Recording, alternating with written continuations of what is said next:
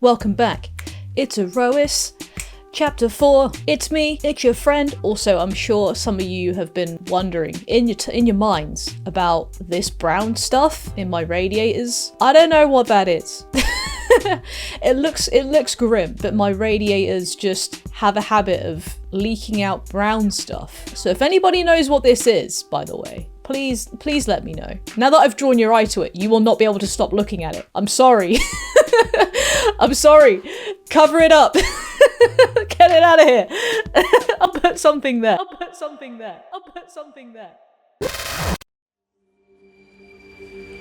I have awoken.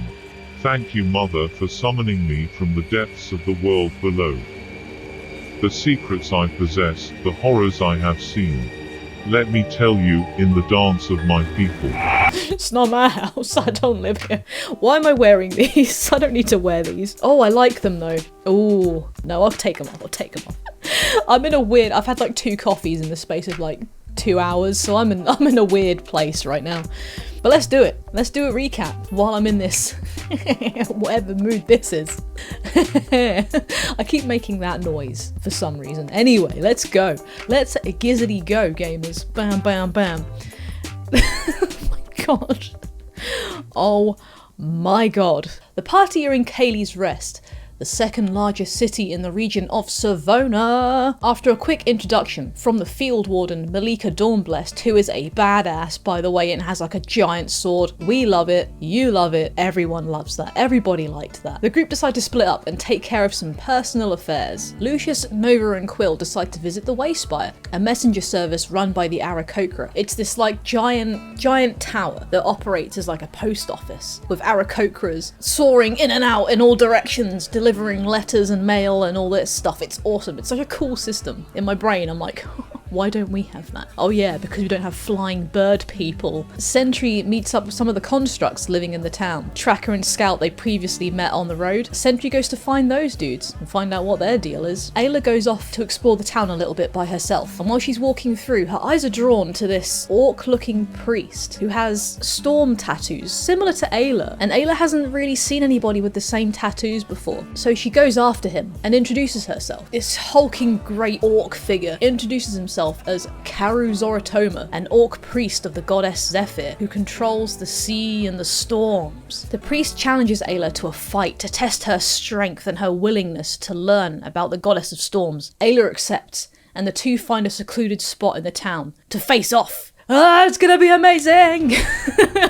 Ayla and Karu square off. Karu also having these similar powers to Ayla, and the two charge at each other and begin this incredible one-on-one battle. It's so cool. Ayla and a huge hammer just wailing at this guy, and Karu unleashing his own lightning magic, and blow after blow, the pair, they go at it, they go wild. It's amazing, it's so cool. And Karu unleashes this incredibly powerful lightning bolt towards Ayla, knocking her unconscious. And as she lays there, Ayla has this vision and meets the goddess herself, and Zephyr comes down to talk to her. So cool! And as Ayla dreams, Zephyr tells Ayla that the answers she seeks are close, and that the town's abbey contains an elf with very similar abilities to Ayla. It's the coolest shit I've ever seen.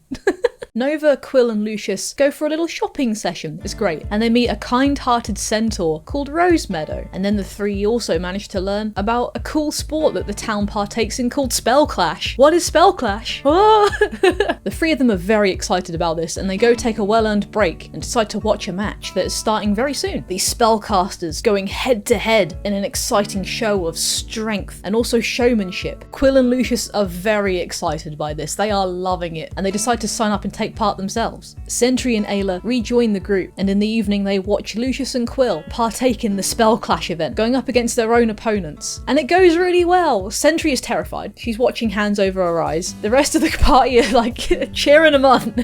It's great. Lucius's own personal traits make him very good at showing off and winning over the crowd, and Quill's own strength surprises even himself, and the both of them manage to win their own respective fights, and spirits are high.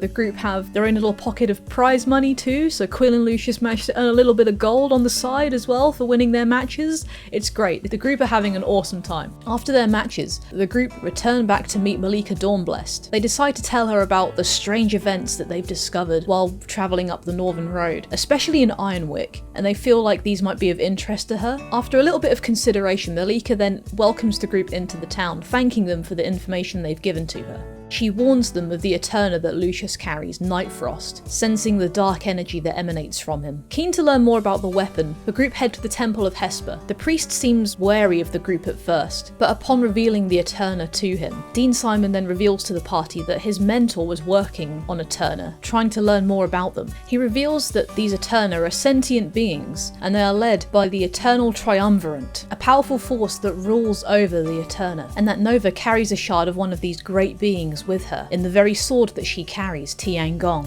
Dean Simon tells the party that shards could be scattered all over Aerois, and that Nova's sword has the potential to be incredibly powerful if more of these shards are found and bound to it. Soon their meeting is interrupted as a group from the Abbey of Flame knock on Dean Simon's door, coming with orders from the abbotess, demanding that Dean Simon come with them immediately. The party stand up for Dean Simon, resisting his arrest, and then suddenly a fight breaks out, and flames soon start to begin ravaging the tower. But the party's strength outmatch the group of zealots. The survivors leave, and the party go and get some rest, making sure that Dean Simon is safe. The next morning the party wake to hear the news that the elderly abbot within the Abbot of Flame had passed away during the night, and that the abbotess, who sent orders to the group last night, is now taking over proceedings at the Abbey of Flame and the worshippers of Palador. Nova returns to the Temple of Hesper to help Dean Simon clear away the damage from the previous night's battle. Meanwhile, a mysterious guardian called Breeze makes himself known to the party. He's aware of one of the guardians in Kaylee's Rest called Tracker, who is nearing the end of his life. Breeze says that he knows the secrets to extending guardian life and that he could possibly save Tracker's life if the party are willing to help him. He tells the group to meet them in secret at the town's mausoleum. As night falls, the party visit the tomb with Breeze. Tracker and the other guardians from Kaylee's Rest are also there with them. Breeze shows them his ritual that he has prepared, capturing an Ashbringer. Breeze's plan, similar to the way Nightfrost's power is harnessed,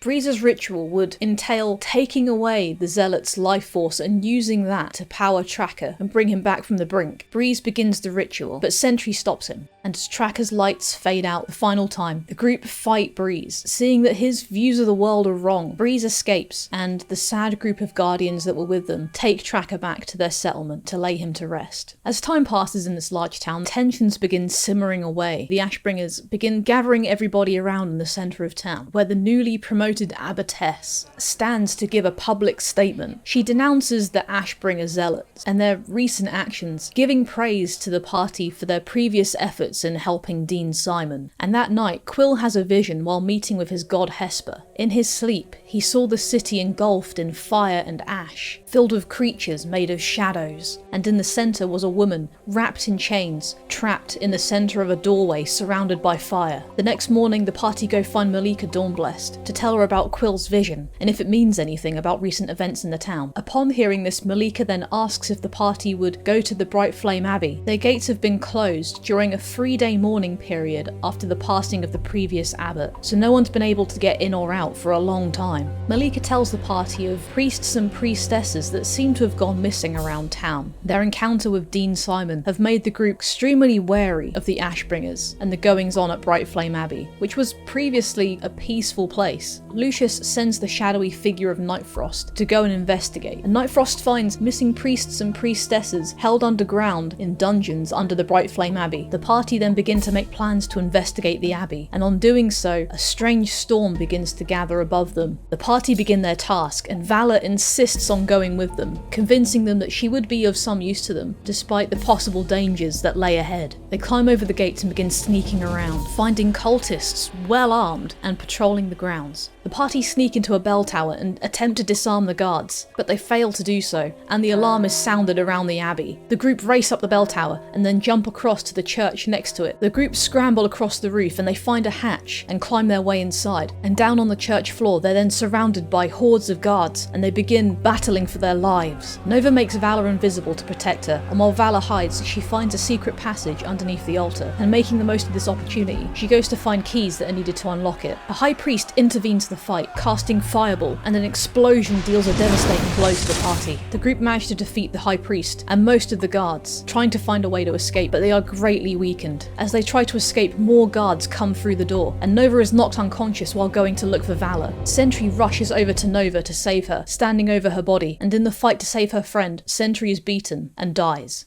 The rest of the party are captured and taken underground, where they meet the faith leaders they were sent to rescue, and the elven girl with strange magical energy that Ayla learned about earlier. They are led into a dark chamber deep below, where in the centre stands a great stone portal. The abbotess interrogates and intimidates the party, and while doing so, she discovers Nightfrost. She destroys him in front of Lucius, and devastated, the group witnessed the abbotess activate the strange portal, opening a window to nothing but hellfire. An archfiend called Caridus the Ashbringer reveals his scheme of corruption, ready to raise his demons onto Callie's Rest and take Aerois for himself. And seeing that his deal has been completed, Caridus takes the abbotess into the portal, dragging her away into his realm. Valor, surviving the battle, managed to follow the party into the chamber with her invisibility, and she sneaks up behind the portal. With a nod of confidence from Lucius, Valor begins entering a code into the portal's activation system, dispersing the hellfire before them. We're at the end of a dark hallway, sat on a black throne. Callus Starbane, the leader of the Valkyrian Empire, an enemy of Aerois, sits before the party, and upon seeing his daughter Valor standing at the portal, he exchanges her for the party's release. After witnessing their terrible fight and seeing the party at such a loss, Valor reluctantly accepts her father's offer and walks into the portal to meet him. Callus thanks the party for looking after his daughter for him and returning her to him safely. Callus warns the group that he will see them again soon, before banishing the party to a shore far, far away from Callie's Rest, and the group wake to find themselves in a strange land with their dead friend Sentry laying next to them. And that's Aerois Chapter 4! Oh my god. I would say hope you enjoyed that one, but that one was rough. I will see you for Chapter 5 of Aerois. Will things get better? Who knows? Have a good one. Take care of yourselves. See you guys very soon. Goodbye.